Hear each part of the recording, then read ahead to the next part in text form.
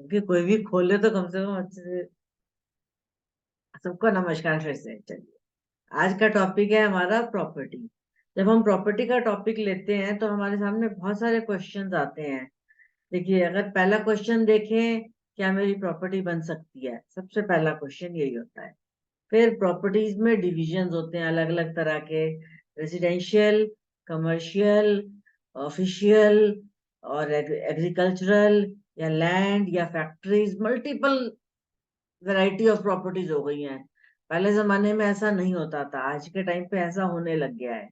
फिर अगर हम प्रॉपर्टीज में देखें तो फिर बहुत सारे लोग पूछते हैं हम अपने रहने के लिए ले सकते हैं या हम रेंटल इनकम के लिए ले सकते हैं। तो रेंटल इनकम में क्वेश्चन आ जाता है। फिर प्रॉपर्टी के टॉपिक पे एक क्वेश्चन ये आ जाता है, क्या मैं प्रॉपर्टी का काम कर सकता हूँ या नहीं। नेक्स्ट क्वेश्चन ये बन जाता है लोगों का। उसके बाद फिर एक क्वेश्चन ये आता है कि मैं किस टाइप की प्रॉपर्टी लूंगा। क्या मेरा, जिस हर एक का ड्रीम हाउस अलग होगा। किसी को पहाड़ों पे घर चाहिए, किसी को पानी के पास घर चाहिए, किसी को एक सिमेट्रिकल घर चाहिए, किसी को हवादार घर चाहिए। सबकी डिमांड्स या रिक्वायरमेंट्स या डिजायर्स अलग अलग तरह तरह की होती हैं। तो उस उन सब के जवाब हमें प्रॉपर्टी के टॉपिक में मिलते हैं। फिर मैं क्या फॉरेन में प्रॉपर्टी बना सकता हूँ, ये भी एक क्वेश्चन आता है। तो हमारे को उसका भी आंसर मिलता है इससे। तो हम स्टेप बाय स्टेप एक एक चीज करेंगे और हम सबके आंसर्स ढूंढेंगे। अगर हम पुरानी बुक्स पढ़ें, पुरानी बुक्स में प्रॉपर्टी का टॉपिक नहीं मिलता हमें। वो सिर्फ उसमें एक टॉप पॉइंट मिलता है। अब बहुत ध्यान से देखिएगा, जब हम ऐसे हाथ को ऐसे करते हैं तो हमारे जो लाइफ लाइन होती है, हमारी फिर हेडलाइन होती है और हमारी मरकरी लाइन होती है, तो ये तीनों कंबाइन हो जाते हैं तो एक ट्रायंगल बना देते हैं। तो पुराने जमाने के लोग इसको प्रॉपर्टी बोलते थे कि ये आपका एसेट है। ये जितना बड़ा ये ट्रायंगल बनता जाएगा उतना ही बड़ी आपके प्रॉपर्टी के चांसेस होते जाते हैं। और ये वैसे मैंने अप्लाई करके देखा तो ये काफी सच है। जिन लोगों की मरकरी लाइन टूटी होती है या जिन लोगों की हेडलाइन वहां के मरकरी लाइन से नहीं जुड़ती और ट्रायंगल प्रॉपर नहीं बनता, तो उनकी एंसेस्ट्रल प्रॉपर्टी या तो डैमेज हो जाती है या बनती ही नहीं है, या उनके पूर्वजों ने प्रॉपर्टी बनाई ही नहीं होती।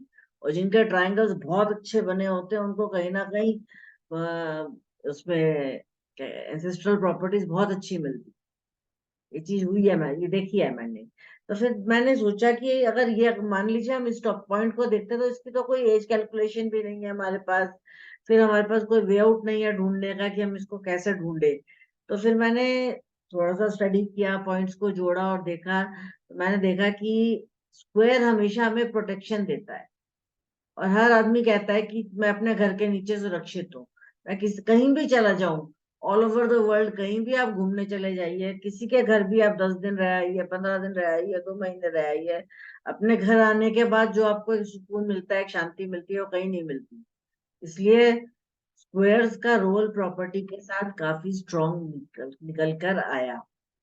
तो मैंने उसको कंबाइन किया, उस पर स्टडी किया, उस पे मैंने अलग अलग हाथों पे उस पे चेक किया। तो फिर फाइनली मैंने देखा कि स्क्वायर्स हमारी को प्रॉपर्टी का इंडिकेशन देते हैं, लेकिन हर जगह का स्क्वायर नहीं। सिर्फ पर्टिकुलर 2-3 एरियाज में स्क्वायर होंगे तो हमारी प्रॉपर्टी बनेगी, अदरवाइज नहीं। आज हम उसी टॉपिक को डिस्कस करेंगे कि कैसे हम उन स्क्वायर्स को देखेंगे और कैसे वो हमें प्रॉपर्टी का इंडिकेशन देंगे। Let's start.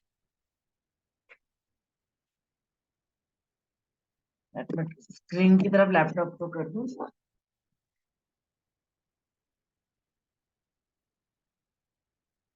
ये आ गया हमारा बोर्ड।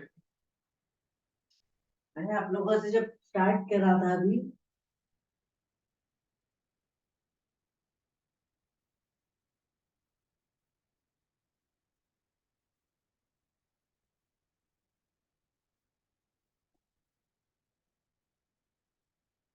मैंने आपसे ये बोला था, जो हमारी लाइफ लाइन है, जो हमारी हेडलाइन है, और ये जो हमारी बल्करी लाइन है, कैसे निकल के आती है।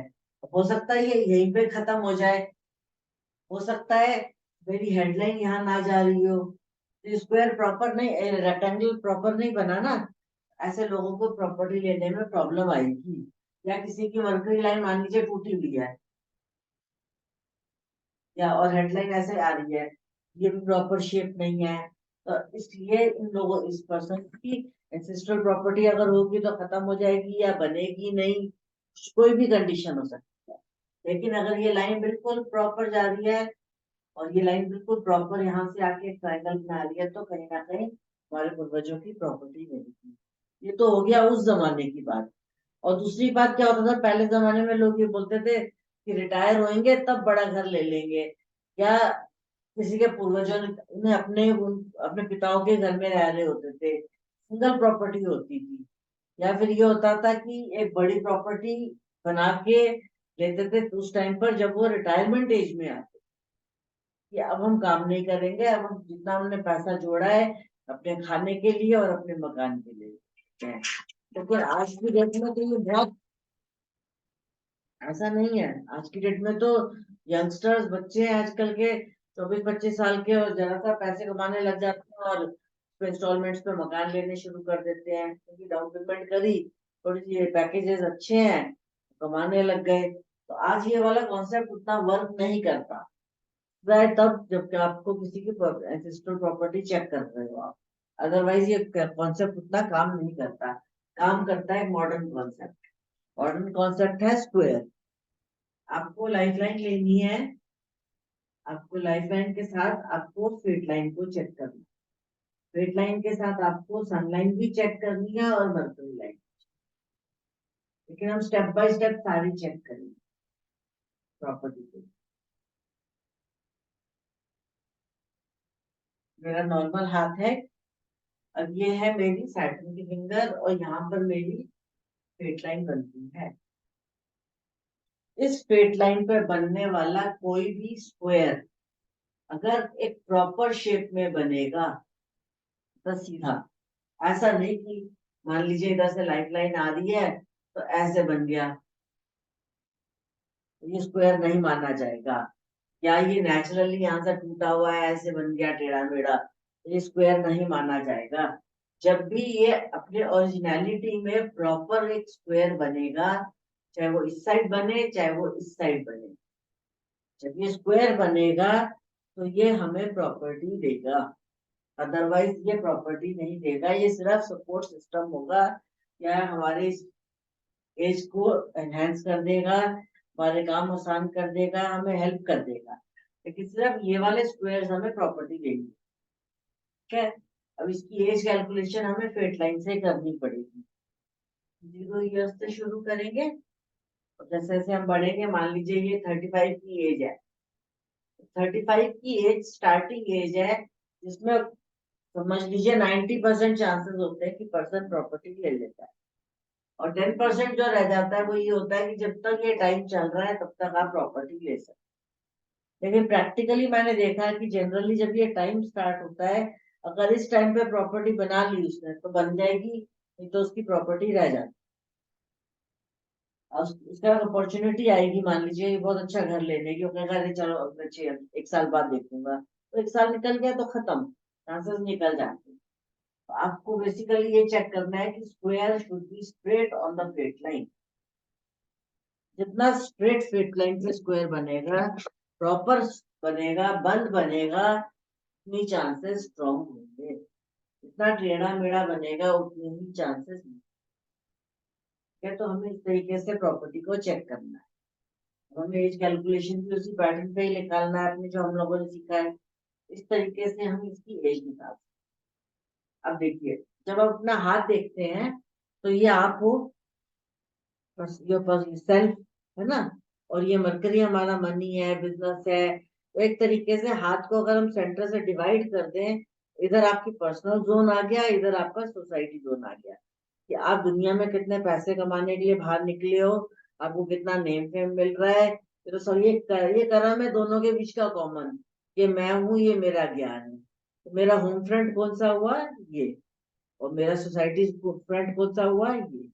मैं बाहर निकल गया तो ये मैं दुनिया में मैं लोगों के सामने ऐसा हूँ, और अपने पर्सनल लाइफ में मैं ऐसा हूँ। जब भी आपके फेट लाइन पर आपके थंब के साइड पे एक स्क्वायर बनेगा, तो वो आपको रेसिडेंशियल प्रॉपर्टी देगा।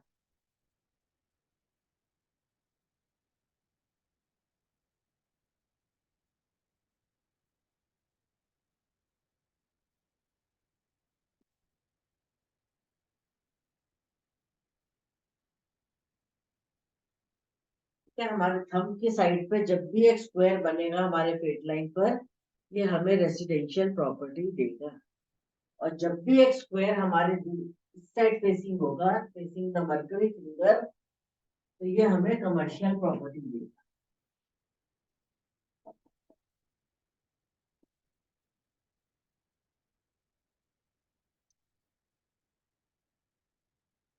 Facing the mercury.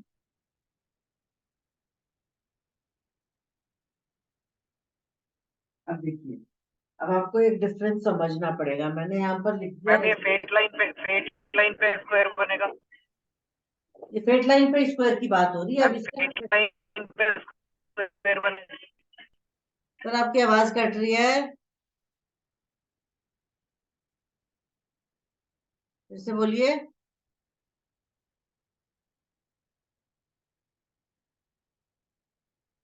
सर फिर से बोलिए।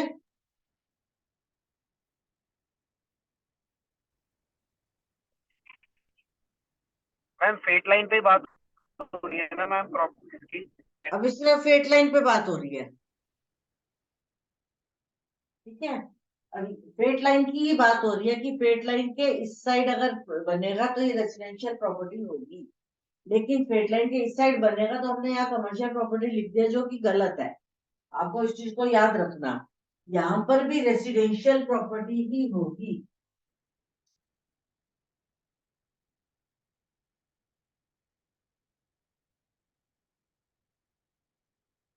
जो ये रेसिडेंशियल प्रॉपर्टी होगी, it will be for commercial use. कहने का मतलब फेट लाइन हमें रेसिडेंशियल प्रॉपर्टी देता है।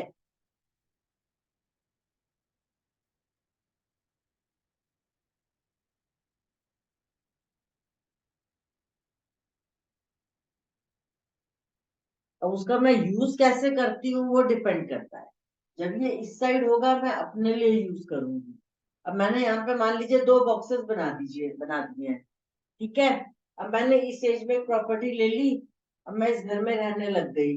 अब कुछ साल के बाद हो सकता है मैं इससे बड़ा घर ले लूं, तो मैं उसमें रहने लग जाऊंगी। इसे इसमें कोशिश करती रहूंगी लेकिन प्रॉपर्टी नहीं बनी। इस साइड की ये बात हो रही है। जब ये अंगूठे की तरफ है, ये लाइफ लाइन है हमारी, यहाँ बाहर हमारा अंगूठा है हमारे हाथ में। तो जब भी मेरे इस साइड प्रॉपर्टी बनेगी, जब मैं इस एज में लूंगी मैं इसमें रहने लग जाऊंगी, उसके बाद कुछ साल के बाद मैं इसमें रहने लग जाऊंगी, फिर इस साइड में नहीं लूंगी।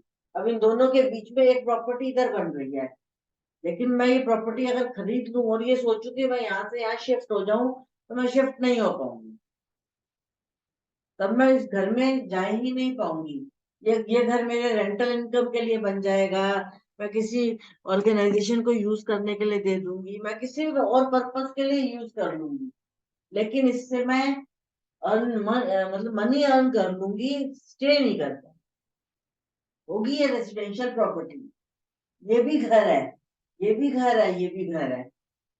अब फॉर एग्जाम्पल अभी मेरा जो ऑफिस है, ये रेसिडेंशियल प्रॉपर्टी में है, लेकिन जिसका भी है वो रेसिडेंशियल प्रॉपर्टी में खुद तो नहीं रह रहा ना, लेकिन उससे रेंटल इनकम खा रहा है वो। एक ऑर्गेनाइजेशन चल रहा है उसके रेसिडेंशियल प्रॉपर्टी में। तो कहने का मतलब जब आपके अंगूठे की साइड होगा तो आप उसमें रह पाओगे, जब आपके इस साइड होगा तो आप उससे कमर्शियली अर्न कर लो, आप उसमें रह नहीं पाओगे, लेकिन बनेगी रेसिडेंशियल प्रॉपर्टी, ये पक्का है। 1% ये हो सकता है कि रेसिडेंशियल रोड पे हो ये प्रॉपर्टी, क्योंकि ये सोसाइटी को फेस कर रहा है तो ये रेजिडेंशियल प्रॉपर्टी, रेजिडेंशियल रोड पे ये बनी हुई है, कमर्शियल रोड पे सॉरी। इसमें आप काम भी कर सकते हैं, रह भी सकते हैं। इस वाले में तो आप काम ही नहीं कर सकते। हाँ, घर के अंदर आप छोटा मोटा कोई काम कर रहे हो, आप बोर्ड लगा के काम नहीं कर, जैसे लोग ट्यूशन पढ़ा लेते हैं वो तो कहीं भी बैठ के पढ़ा लेंगे, लेकिन अगर उनको ट्यूशन सेंटर का बोर्ड लगा के प्रॉपर ट्यूशन सेंटर खोलना है तो वो इस वाले में नहीं खोल पाएंगे, इस वाले में खोल। क्लियर? Any doubts? ये बात है फेट लाइन की। इससे आपका स्क्वायर प्रॉपर बनना चाहिए, स्ट्रेट होना चाहिए, और उसके बाद फिर इस साइड थंब की साइड होगा तो आप अपने लिए भी उसमें घर लोगे, इस साइड होगा तो आप उससे रेंटल इनकम के लिए घर लोगे। अब इस हाथ में आप एक पर्सन को बोल सकते हो कि आपके 3 प्रॉपर्टीज का योग है, जिसमें एक में आप रहोगे और हो सकता है लेटर ऑन आप उससे अच्छा एक और ले लोगे, इसको देखो इससे बड़ा हो गया है, और एक बीच में आप एक और लोगे लेकिन वो आपके कमर्शियल होंगे, तीनों रेजिडेंशियल। ये तीनों घर को इंडिकेट कर। क्लियर? कोई डाउट्स हो तो पूछते जाइएगा। मैम अगर इसी स्क्वायर के ऊपर एक और स्क्वायर बनाओ तो क्या होगा? इसी स्क्वायर के ऊपर एक और स्क्वायर बना हुआ है, जैसे इसके साथ ही। यस मैम, इसी के ऊपर ही, मतलब साइड में ना होके ऊपर हो गया। हाँ, तो जैसे आपने एक मकान लिया, कुछ साल वहां आप रह रहे हो सकता है, अभी आपने फर्स्ट फ्लोर लिया है, ग्राउंड फ्लोर बिक रहा है या सेकंड फ्लोर बिक रहा है, आपने साथ वाला ऊपर ऊपर नीचे ले लिया। और अगर इसके ऊपर बना हो तो मैम स्क्वायर, जैसे ये तो साइड में आ गया ना। साइड में कहा गया, इकट्ठे आ गए ना दोनों। मैम जैसे ये इकट्ठे आ गए, अगर बॉक्स इसके ऊपर आ जाए तो? ओवरलैप। ऐसे नहीं मैम, इसी के, ये जैसे स्क्वायर बना इसी के ऊपर हो जाए, आप मतलब। अपनी कॉपी में बना के मेरे को स्क्रीन की तरफ दिखाओ। टोपी के ऊपर ठीक है मैम। ठीक है, स्क्वायर के ऊपर नहीं नहीं, अभी ओवरलैप मैंने बोला था, लेकिन स्क्वायर बनाया उसके ऊपर एक और स्क्वायर। एक बार कॉपी में ड्रॉ करके मेरी तरफ फोटो स्क्रीन की तरफ करो, डबल टैक कर देते तो हैं। मैं देखती हूँ क्या कहना चाह रहे हो आप।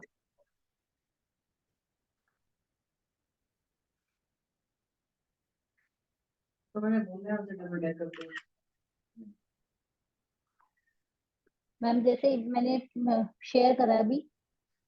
अच्छा, ग्रुप में। Yes ma'am. इसके ऊपर एक और square।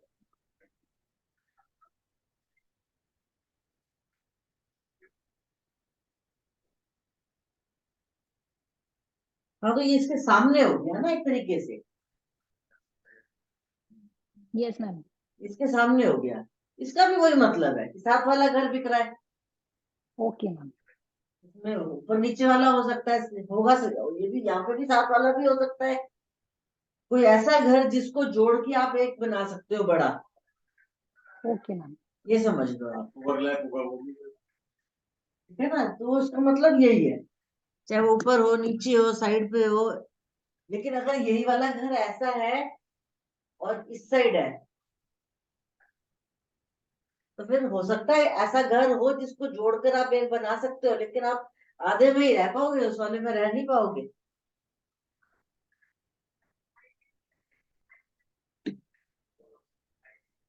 मतलब आपने 50% घर यूज कर रहे हो, 50% रेंट पे दिया हुआ है, इसमें आप पूरा घर अपने लिए, घर अपना बड़ा कर लोगे। जैसे बहुत सारे लोग एक फ्लैट में रह रहे होते हैं, साथ वाला फ्लैट बिकता है तो उसको बीच की दीवार तोड़ के बड़ा कर लेते हैं, या कोई वैसे फ्लोर पे रह रहा था या जमीन पे रह रहा होता है तो उसको बड़ा कर लेते हैं। ठीक, इसका मतलब ये हो जाता है।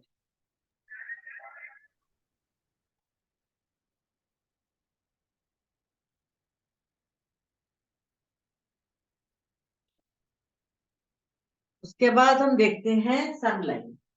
पहले हमने फेट लाइन देखी, अब हम सनलाइन देखेंगे।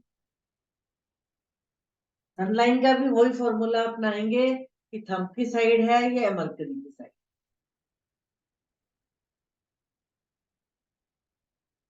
अगर सनलाइन आपका इस साइड है तो ये थंब की तरफ हो गया, टुवर्ड्स थंब।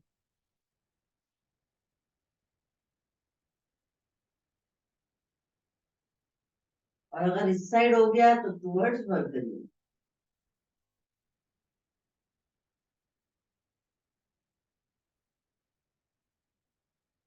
स्क्वायर सीधा होना चाहिए, स्क्वायर प्रॉपर होना चाहिए। तो ये वाला जो स्क्वायर है हमें, जो हमारे सनलाइन पे बन रहा है, ये हमें कमर्शियल प्रॉपर्टी देगा।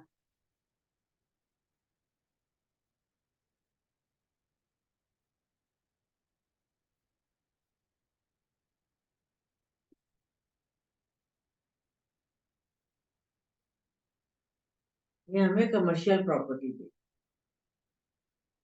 ठीक, अब कैसे देगा कमर्शियल प्रॉपर्टी, देखो। अब फिर पर्सनल साइड पे भी आ गया और सोसाइटी की साइड भी आ गया। अब ये कमर्शियल प्रॉपर्टी कैसे होगी? तो जो हमारी थंब की साइड पे होगी, number 1 towards thumb, commercial property in any residential area.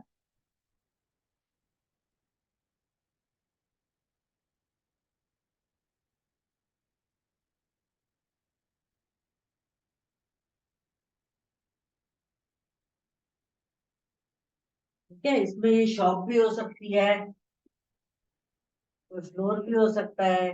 अब यहाँ पर रेजिडेंशियल एरिया का क्या मतलब होता है कि चारों तरफ आसपास घर है, बीच में मार्केट है। या जैसे अभी हम काम कर रहे हैं, हम ऊपर नीचे घर है, बीच में हमारा ऑफिस है। साथ वाला नीचे वाले का घर है, ऊपर उसका ऑफिस है, 2 फ्लोर घर है, एक फ्लोर ऑफिस है। तो ये कमर्शियल प्रॉपर्टी क्योंकि यहाँ पर लीगलाइज्ड है कि आप कमर्शियल काम कर सकते हो। लेकिन क्या है, एक रेजिडेंशियल साइड पे है, एक कमर्शियल साइड पे है। जितना ये कमर्शियल साइड पे होगा, उतना ही ये आप ओपनली ज्यादा काम कर सकते हो। फॉर एग्जाम्पल, ग्राउंड फ्लोर पे आप बोर्ड लगा सकते हो, फर्स्ट फ्लोर पे आप बोर्ड नहीं लगा सकते। या नीचे आप अपनी एड्स कर सकते हो, ऊपर आप अपनी एड्स नहीं कर सकते। तो थोड़ा सा फर्क आ जाता है कमर्शियल और रेजिडेंशियल का। दूसरा, ये घरों के अंदर बनती है वाली शॉप, ये प्रॉपर मार्केट में। जब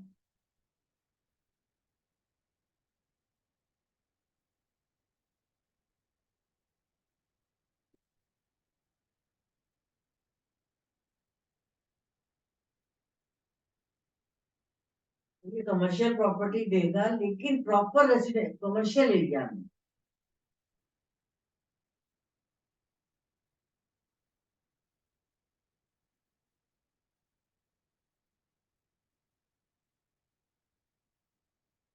फॉर एग्जाम्पल, डीडीए की मार्केट है,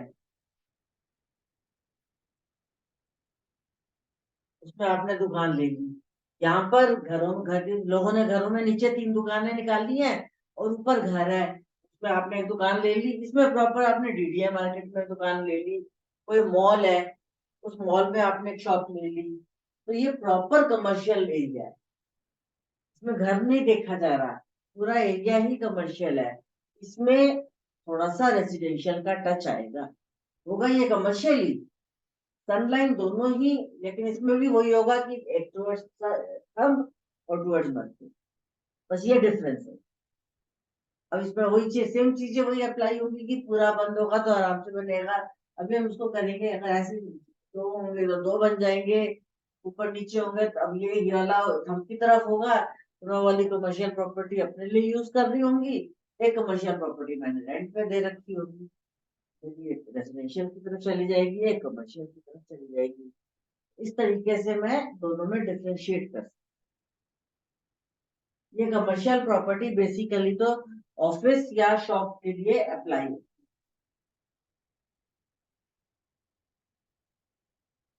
पहले वाली घर थे दोनों साइड के, मैंने घर लिया, और घर को चाहे मैंने रेंटल इनकम के लिए दिया, और चाहे मैंने घर को उसके लिए बना दिया, क्या कहते हैं, और किसी को ऑफिस के लिए यूज के लिए दे दिया।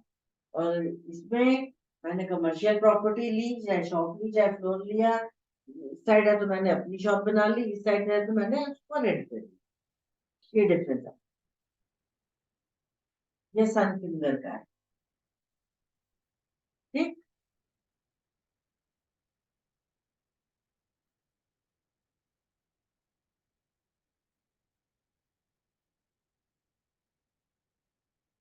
तीसरी आती है मर्करी लाइन।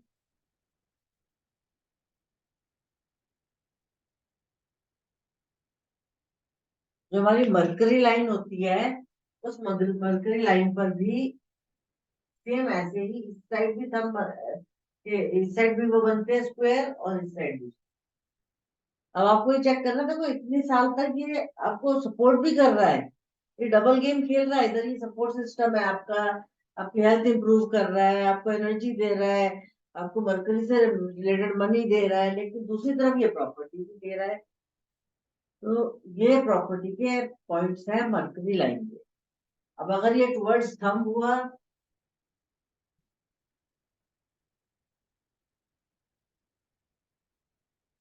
या फिर ये टुवर्ड्स मरकरी फिंगर,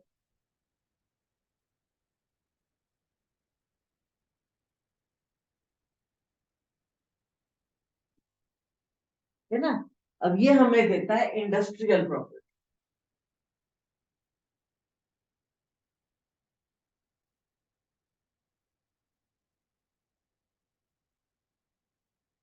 या फिर एग्रीकल्चरल लैंड।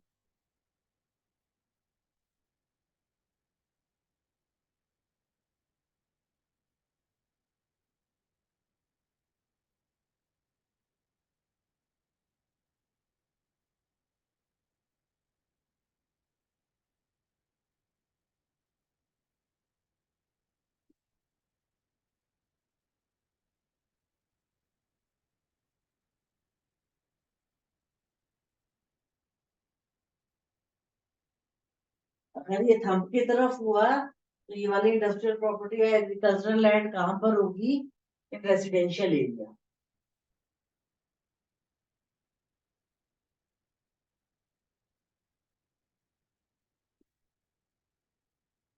और ये कहाँ पर होगी? In commercial area.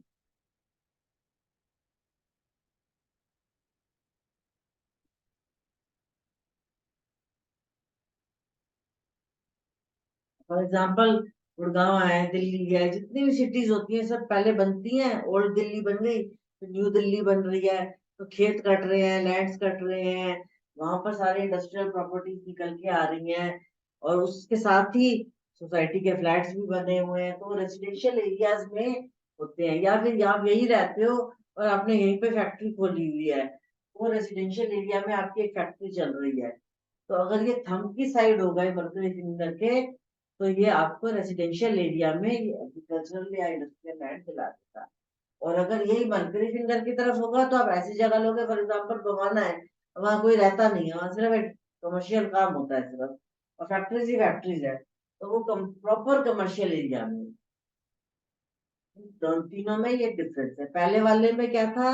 रहने का, कि आप रहोगे और या फिर आप उसको रेंट पे दोगे। दूसरे में था कि आप प्रॉपर्टी लोगे लेकिन वो ऑफिस हो सकता है, या फिर वो क्या कहते हैं कोई शॉप हो सकती है, उसको भी आप रह सकते हो, यूज कर सकते हो, या आप उसको रेंट पे दे सकते हो। इसमें एग्रीकल्चरल लैंड या इंडस्ट्रियल लैंड है, उसको आप यूज कर सकते हो या फिर आप इसको रेंट पे। अब आजकल देखो एग्रीकल्चरल लैंड है, आपने जमीन ली हुई है और आपने उसके खजूर के पेड़ लगाए हुए हैं, एक एग्जांपल दे दी, या फिर आपने जगह ली हुई है उसमें आपने आम के पौधे लगवा रखे, ले सामने वाले ने आम के पौधे लगाए हुए हैं, आपको तो कुछ नहीं मिल रहा ना, कि आपने उसको जगह जमीन दे रखी है लीज पे, उसमें आप कुछ काम कर रहे हो। आपने रिट्रीट सेंटर खोला है, आपकी आपकी जगह है, सामने वाले ने खोला है तो ये उसकी जगह है, शहर से बहुत दूर है, ऐसी जगह जहाँ लोग रहते ही नहीं है, तो वो मल्टी लाइन पे आएगा। तो इन तीनों में ये डिफरेंस आएगा।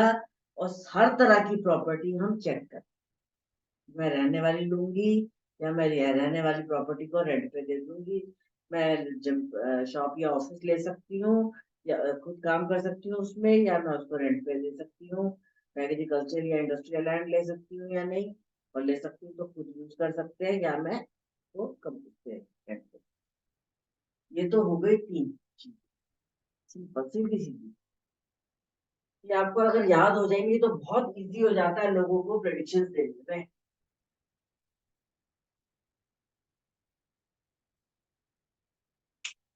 प्रॉपर स्क्वायर क्या देगा आपको? Easy purchase.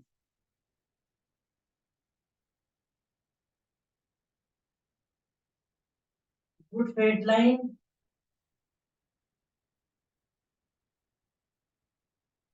Strong support.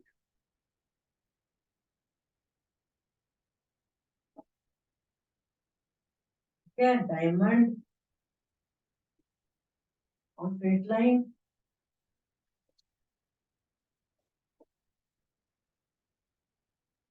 क्या कहते हैं, इजी टू अरेंज मनी।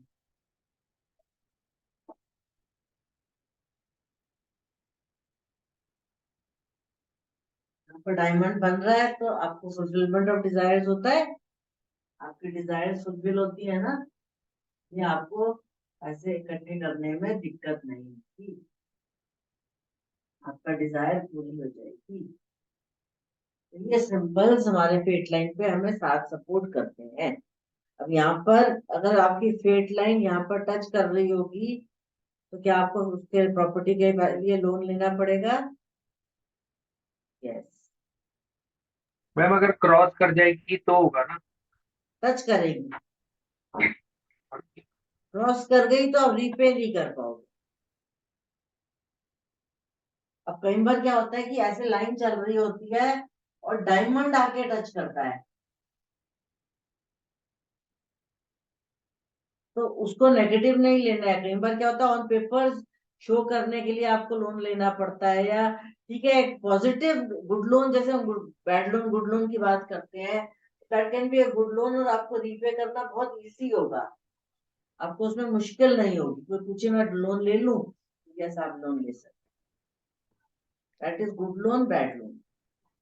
अगर वो लाइन से क्रॉस करके जा रहा है और बिना डायमंड के ऐसे, तो आप कहो कि नहीं आप लोन मत लो, आप वापस ही नहीं कर पाओ। This is bad loan, this is good loan. Ma'am second क्या लिखा है फेट लाइन से पहले? Good fate line, strong support हो गया ना, हमें हर काम हमारा फेट लाइन पूरा करता है, तो हमें यस सपोर्ट मैम। मिल जाएगा प्रॉपर्टी परचेज करने में। उस पे अगर डायमंड आ गया तो और सपोर्ट हो गया, सपोर्ट मल्टीप्लाई हो गई।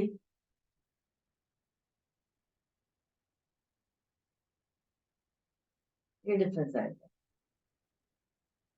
No fate line no property. No fate line no property, ये तो फैक्ट है। हाँ ये हो सकता है कि लाइफ लाइन पे जो फेट लाइन जा रही है उस पे बाहर की साइड ऐसे कोई स्क्वायर बन जाए तो वन, अब वैसे तो ये टेढ़ा हो गया, 1% घर वाले उसके मैम नाम इनहेरिटेंस में भी तो प्रॉपर्टी मिल सकती है मैम, अगर फेट लाइन नहीं भी है। Yes. और मैम नहीं तब एसेट्स मिलेंगे। नहीं यहाँ पे है मैम हाँ एंसेस्ट्रल। हाँ जी। मैं ये कह रहा हूँ कि अगर फेट लाइन नहीं भी है और आपके थंब के ऊपर वो इनहेरिटेंस का योग है, तब भी हाँ तो प्रॉपर्टी मिल जाएगी आपको। वही सर बोल रहे हैं ना कि अगर नो स्ट्रेट लाइन है ही नहीं और यहाँ पर मेरे प्रॉपर्टी का योग बना हुआ है तो मुझे घर वाले दे देंगे, मैं नहीं खरीद सकता। ये सेल्फ परचेज प्रॉपर्टी की बात हो रही है। ठीक है। चाहे फैमिली पहले घर वाले पैसे दे दें लेकिन उसमें आपका नाम भी डल सकता है, वो तो हमें गिफ्टेड मिल रही है। तभी तो हमने ऐसे जोड़ा, टेढ़ी है ये, टेढ़ा ट्रायंगल स्क्वायर है, हो सकता है फिर इस फेट लाइन पर घर वाले मेरे नाम से कोई मकान कर जाए लेकिन मैं खुद नहीं खरीद पाऊंगा। लेकिन इस टाइप के स्क्वायर्स में ये रिस्क होता है कि मैं टिका भी पाऊंगा। तभी बहुत घरों में आपने देखा होगा बेटे की जगह बहू के नाम कर देते हैं या बच्चे के नाम कर देते हैं या दो नाम डाल देते हैं कि कोई बेच ना दे, क्योंकि उनके हाथ में, ऐसे लोगों के हाथ में प्रॉपर्टी ही नहीं टिकेगी। मरकरी अगर मैंने एक कमर्शियल प्रॉपर्टी पे एग्रीकल्चर लैंड या फैक्ट्री खरीदता हूँ तो मेरे किस साइड आएगी मरकरी लैंड? अपने यूज के लिए तो अंदर की साइड और किराए पे देने के लिए तो बाहर की साइड। बड़े बड़े इंडस्ट्री होते हैं अपने यूज के लिए खरीदते हैं फैक्ट्री लगाते हैं, तो वो तो फिर कमर्शियल साइड होना चाहिए ना उस साइड। तो ऐसा है ना, तो उनका ये होगा तो यहाँ इस साइड भी तो बन रहे होंगे ना। मतलब इस साइड होंगे तो खुद काम हाँ तो खुद काम करेंगे, बनेगी। लेके किराए पे देते यस, ऐसा है ना, मरकरी लाइन पे इस पे ये बन गया, उन्होंने 4 फैक्ट्री डाल ली अपनी और यही चारों इस साइड हो गए, तो खरीदी और किराए पे दे दी। अब ऐसे हो सकता है किसी के हाथ में 8 भी हो, 4 उसने अपने लिए ले रखी है, 4 उसने अपने भाई को दे रखी है, या 4 उसने किराए पे दे रखी है, वो खुद यूज नहीं कर रहा, चीज उसकी है।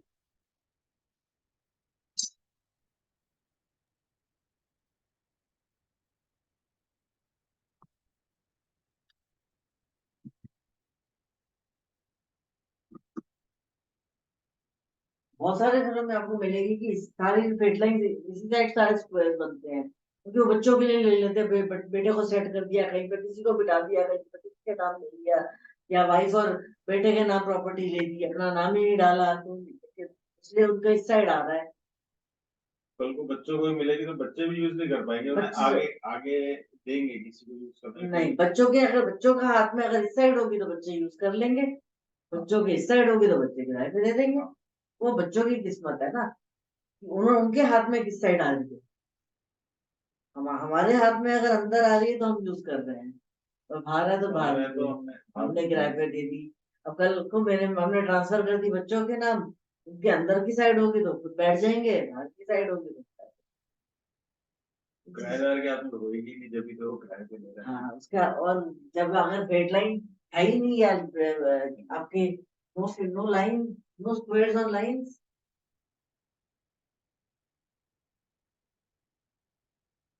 No property.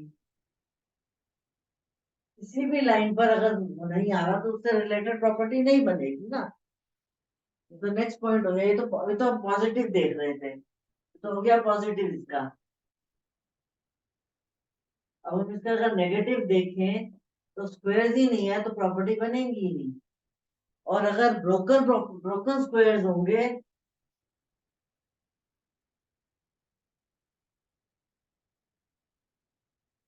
प्रॉब्लम्स आएंगी।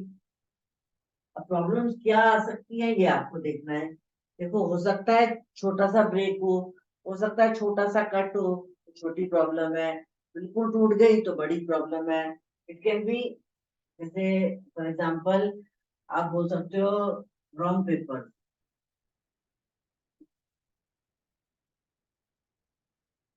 के पेपर्स ही पूरे नहीं है, ठीक है।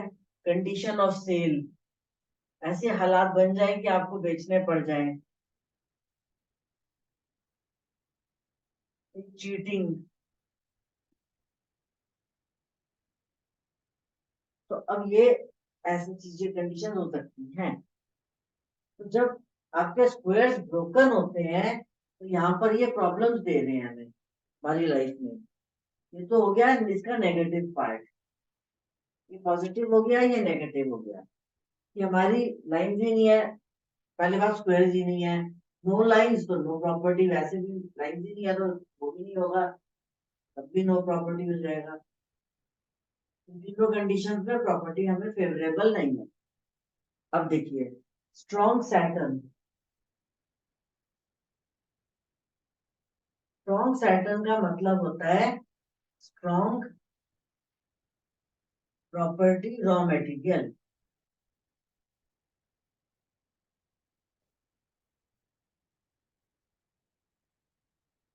हम सीमेंट लेते हैं, हम टाइल्स ले लेते हैं, और क्या बोलते हैं उसको, जो भी बजरा बाजरा वाजरा, जो भी चीजें बोलते हैं, ठीक है ना। अगर आपका सैटर्न अच्छा है, यहाँ पर नीट एंड क्लीन एरिया है ये, तो आपको प्रॉपर्टी से रिलेटेड रॉ मटेरियल, जो construction material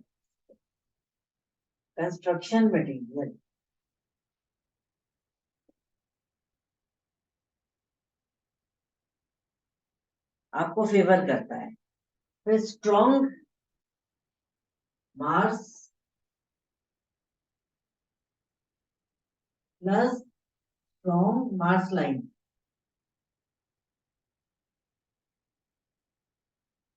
confidence to work in the field of property.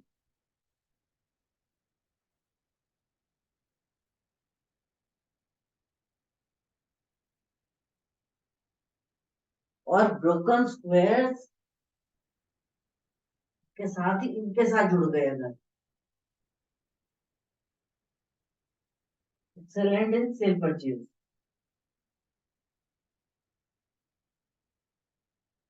यहाँ पर ये नेगेटिव था ब्रोकन स्क्वायर्स, लेकिन एक प्रॉपर्टी डीलर के लिए पॉजिटिव है।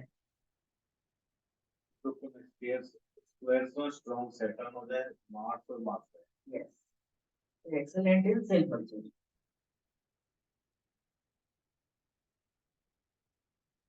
ऐसे लोग प्रॉपर्टी की फील्ड में काम कर सकते हैं। Good for property work.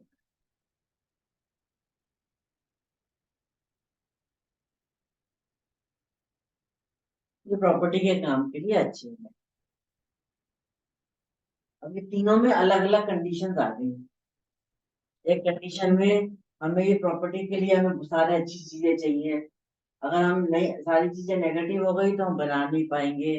और अगर हमारा सैटर्न स्ट्रांग हो गया तो कंस्ट्रक्शन रॉ मटेरियल अच्छा हो गया हमारा, तो हम कंस्ट्रक्शन की लाइन में जा सकते हैं। मार्स अच्छा हो गया तो हमारे अंदर वो हिम्मत है, क्योंकि इसमें सब तरह के लोगों से आपको मिलना जुलना पड़ेगा। जितना हैवी हैंड होता है ना प्रॉपर्टी डीलर का, प्रॉपर्टी डीलर का मतलब जो बिल्कुल रफ वो करते हैं, सोसाइटीज बिल्डिंग करते हैं, कंस्ट्रक्शन में चले जाते हैं, पूरी पूरी सोसाइटीज में उनका पार्टनरशिप है, उतना ही उनका हाथ बड़ा भारी होता है। और साथ में मार्स लाइन और दोनों मार्स उठने हो तो फिर तो एक्सेलेंट बनते। तो ये तीन चीजें, और उसमें भी ब्रोकन स्क्वायर्स, नहीं तो क्या होगा कि एक सोसाइटी बना दी बेच ही नहीं पाएंगे, क्योंकि स्क्वायर्स जितने अच्छे होंगे उनके प्रॉपर्टी निकलेगी ही नहीं, उनके हाथ से निकलेगी ही नहीं। तो जितनी ये टूटी हुई होगी उतनी ही उनके लिए अच्छी होगी। Any confusion?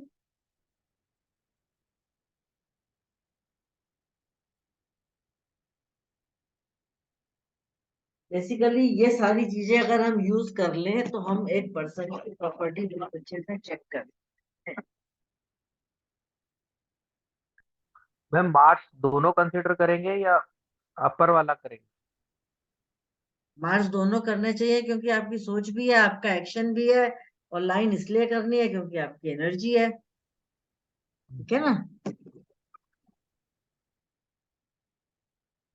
एक चीज भूल गई थी मैं, आप लोग को याद होगा कि हम लोगों ने एक चीज डिस्कस करी थी कि जो हमारी लाइफ लाइन होती है, वहां से एक लाइन बाहर निकलती है तो वो हमें कहाँ ले जाती है? नीचे से। टेक्निकल कोर्स में नहीं, ये ऐसे ये वाली। बाहर ले जाती है। और हाँ, फैमिली को मैं बाहर ले जा सकता हूँ, है ना? हाँ जी मैम। इस पे अगर स्क्वायर बन जाए तो मैं इंटरनेशनल प्रॉपर्टी परचेज। इसमें भी जो लोग बाहर सेटल हो जाते हैं उनका वही होता है कि थंब की साइड है तो पर्सनल उसमें रह लेंगे, और अगर इस साइड है तो उसको कमर्शियल। मेरे दोनों ब्रदर्स पहले बॉस्टन गए तो उन्होंने एक एक प्रॉपर्टी ली। आज वो अगर कैलिफोर्निया और ह्यूस्टन में रह रहे हैं तो वो वाली प्रॉपर्टी उन्होंने रेंट पे दे रखी है। इसका मतलब उनके हाथ में यहाँ दो दो होंगे ना, इस ऊपर और इस साइड भी होगा और इस साइड भी होगा। ये मरकरी की साइड चला गया और ये थंब की साइड चला गया। तो ये आपको इंटरनेशनल।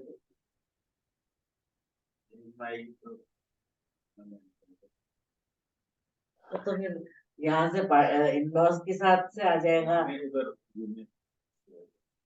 नहीं, इस पे नहीं आता। यहाँ इन लॉज की लाइन पे वैसे मैंने कभी इतना स्ट्रांगली चेक करा नहीं कि देश में कहाँ से आई। ठीक है, ये मेरे हिसाब से ये इस केस में कई बार ऐसी सिचुएशन हो जाती है, या तो इन लॉज आपके लिए सपोर्टिव होते हैं या फिर वो एक लॉन्ग रन में आपको प्रॉपर्टी देता है। ये चीज हो जाती है। और अगर हमारे जुपिटर के अमाउंट पे स्क्वायर्स बन जाए तो ये हमें एजुकेशनल प्रॉपर्टी दे देते हैं, एजुकेशनल यूज प्रॉपर्टी।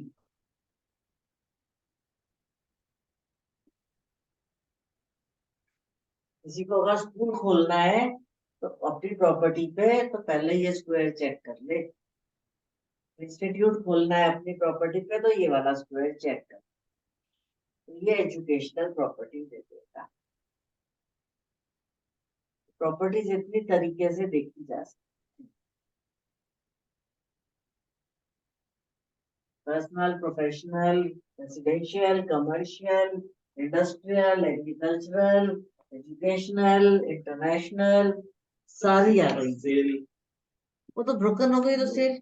अगर डिस्प्यूटेड है तो वो जितने नेगेटिव सिंबल्स आते जाएंगे डिस्प्यूट्स आते जाएंगे, जितने नेगेटिव सिंबल्स आते जाएंगे डिस्प्यूट्स बढ़ते जाएंगे। कभी पेपर का ठीक नहीं है तो कभी अगर अगर अगर भाइयों की लाइन एरिया से लाइन आने लग जाए तो वो प्रॉपर्टी के पीछे लड़ रहे हैं। वो सारी चीजें तो इंटर वो सेम इंटरकनेक्शंस है, वो तो रट जाने चाहिए अब तक सबको कि अगर मान लो भाई वाले एरिया से वो आ रहे हैं तो ये वही चीज है। किसका हाथ लगाएं? जिसको प्रॉपर्टी ज्यादा का काम ज्यादा हो, या जिसको करना हो, या जिसके हाथ में भी डिस्प्यूट चल रहा हो कुछ भी।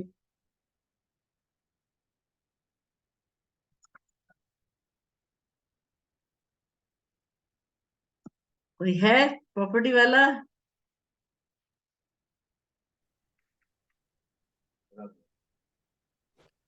मैम कोई भी जिनकी एज बड़ी सी हो मैम उनका लगा लो, क्योंकि जैसे जैसे एज बढ़ती है मैम इंसान की वो जो पेरेंटल प्रॉपर्टी या कोई ना कोई प्रॉपर्टी उनके नाम हो ही जाती है मैम।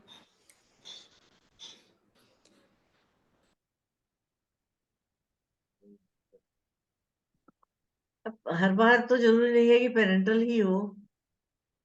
मैम एक्चुअली जैसे जैसे एज बढ़ती है तो पेरेंटल ना भी हो तो भी इंसान कुछ ना कुछ तो खरीद ही लेता है सर मैम, थोड़ा सा एज कोई के जरूरी साथ। नहीं है मैम, नहीं, कई बार तो बिल्कुल ओल्ड एज तक भी नहीं खरीद पाता। हाँ मैम वो एक पर्सन टू पर्सन तो डिफर करेगा, बट मैम मैं थोड़ा जनरल में बोल रही थी। वैसे कह रही हूँ मैं भी कि वो तो कई बार ये होता है कि पूरी लाइफ निकल जाती है, आदमी प्रॉपर्टी ले ही नहीं पाता। चलो अब देखते हैं। क्या इस हाथ में फेट लाइन दिख रहा है आपको? ये हम लोगों ने भी कल परसों भी हाथ लगाया था, ठीक है ना? अब यहां से अगर हम देखें, एक फेट लाइन ये निकल रही है, ये जा रही है, एक फेट लाइन यहां से आ रही है, ठीक?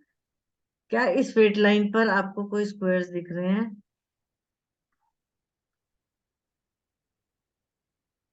बहुत यस बारीकी मैम, से देखना पड़ेगा। यस मैम एक है। देखो, अगर हम सबसे नीचे से शुरू करूंगे और मैं जहां जहां आपको स्क्वायर दिखे आप मुझे बताते जाना। मैं यहाँ से शुरू करती हूँ और यहाँ से जैसे जैसे मैं ऊपर जाऊंगी तो मुझे बताना। क्या हम इसको स्क्वायर कंसिडर करेंगे? Yes ma'am. लेकिन ये तो लाइफ लाइन से जुड़ के बन रहा है, तो नो। ये मैं आपको डिफरेंस बता रही थी। ये स्क्वायर ओके अपने आप में कंप्लीट नहीं है, ये लाइफ लाइन से बना है, ओके। तो इसको स्क्वायर नहीं लेना। और जैसे ही ये खत्म होता है इसके ऊपर वाला देखो, क्या ये कंप्लीट है?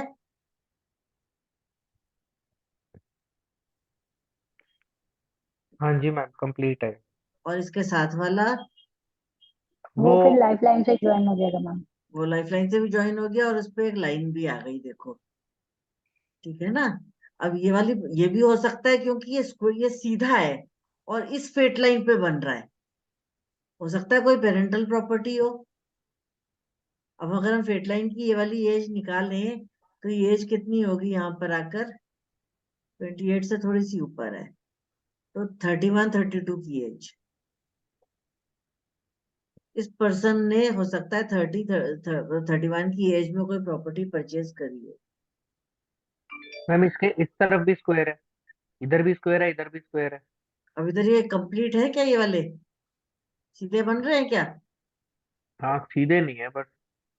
ठीक है ना, लेकिन बहुत सीधे तो नहीं बन रहे ना, टेढ़े मेढ़े बन रहे हैं। ये दो फिर भी कंप्लीट है। उनको एक ब्रदर लाइन काट रही है कि घर कोई ब्रदर बोल सकता है क्या करना है लेके, या कोई फ्रेंड के साथ पार्टनरशिप में ली हो तो प्रॉब्लम हो सकती है, या कोई कुलीग के साथ ली हो तो प्रॉब्लम हो सकती है, लेकिन यहाँ पर दो प्रॉपर्टीज का योग बहुत क्लियर आ रहा है, तो 32 की एज में। तो अब हम सर से पूछेंगे, आशीष सर का हाथ है, सर हमें बताएंगे। आशीष सर, आपने प्रॉपर्टी ली कोई 32 की एज में? है तो प्रॉपर्टी का सिंबल है एक या दो? इस साइड जो है ना वो कमर्शियल यूज के लिए भी है, इस साइड भी बनता है। इधर वाला? रेफरेंस क्योंकि अब यहाँ लाइन पर का। देखो, यहाँ पर अब यहाँ पर हमें क्या करना है, हमें सिर्फ ये दो कंफर्म दिख रहे हैं, ठीक है? क्या ये पूरा बॉक्स बन रहा है? हाँ बन तो रहा है मैम, बॉक्स बन तो है पर हाँ, फेट लाइन की मदद से कंप्लीट हो रहा है ना। और बन फेट लाइन से रहा है, इसलिए ये काउंट हो जाएगा।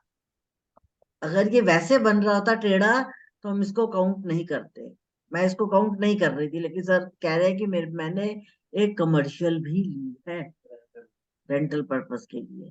देखो, एक रेसिडेंशियल और एक कमर्शियल, ये दो बन गई।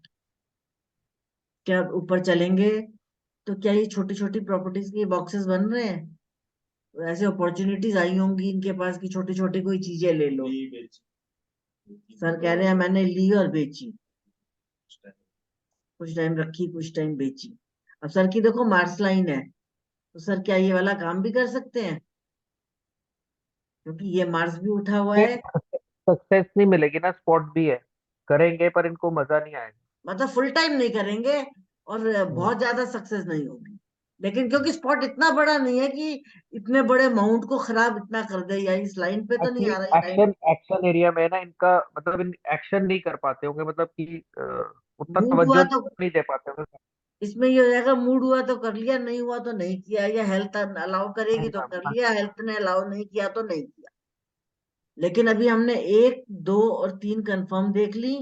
ये दो छोटी छोटी, जो दो छोट दो 1, 2, 3, 4 यहाँ पे छोटी छोटी बन रही है, ये ली और बेची।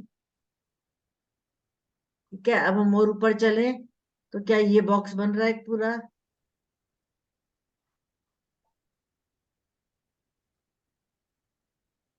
दिख रहा है आप लोगों को? ये वाला मुझे तो ये बॉक्स लग रहा है। देखो ये 35, 36 की एज में है। क्या कुछ बना? ये जैसे ध्यान की कोई 4-5 है, कोई रुचि, कोई अभी फिलहाल भी है। ठीक है, अब आपको बिल्कुल स्टार्टिंग की याद है कि जो आपने 2-3 ली, एक हाँ, रेसिडेंशियल है, कमर्शियल, उसके बाद कौन सी है ली जो आपने रखी? अभी एक ऐसा भी है जिसमें काम कर रहे हैं और रेजिडेंस में काम कर रहे हैं। ओके, इस अब सर बोल रहे हैं कि एक प्रॉपर्टी ऐसी भी है, उस वो ये वही वाली है या दूसरी है? नहीं, वो अलग है। ठीक है, ये एक रेंटल तो अलग है, और रेजिडेंस में तो नहीं, रेजिडेंस जिस है। जो आपने इस